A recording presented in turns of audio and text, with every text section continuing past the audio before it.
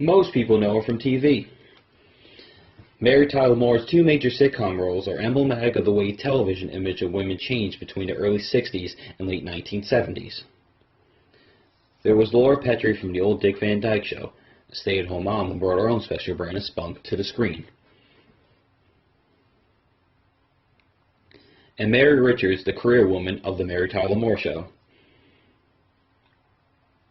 Born in Brooklyn, New York in 1963, Moore was the oldest child of an alcoholic mother and a distant father. She found refuge in dance lessons. Those lessons led to her first job at a high school, appearing in an appliance commercial as a Hot Point elf.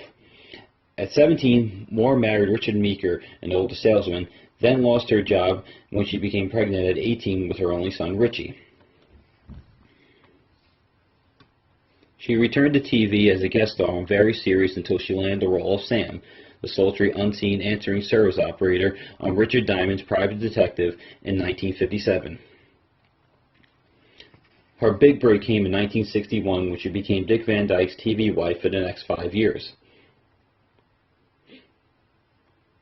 She returned to TV in 1970, The Mary Tyler Moore Show, produced by her own company, MTM, led by her second husband, Grant Tinker. As Mary Richards, Moore broke the mold for women in sitcoms. She was over 30, employed, and actually spent the night with a man.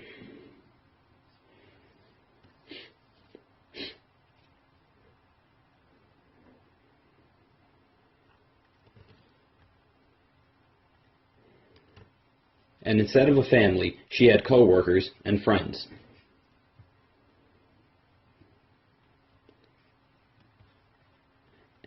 The 7-year series won a record of 29 Emmys, and in the late 70s, Moore turned to the stage and big screen, first as a suicidal paraplegic in Whose Life Is It Anyway on Broadway,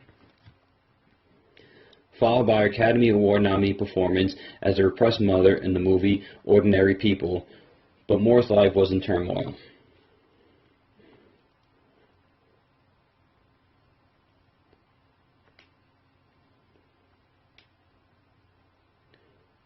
Her son died of an accidental gunshot wound, and her 17-year marriage to Tinker ended a year later.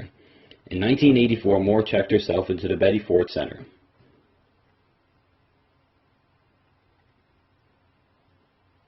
Now sober, Moore played lead and supporting roles on television and in movies for the new audience.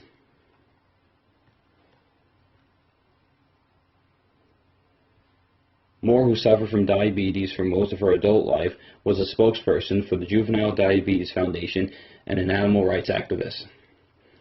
Her fans, she was, in the words of her theme song, someone who could turn the world on with her smile.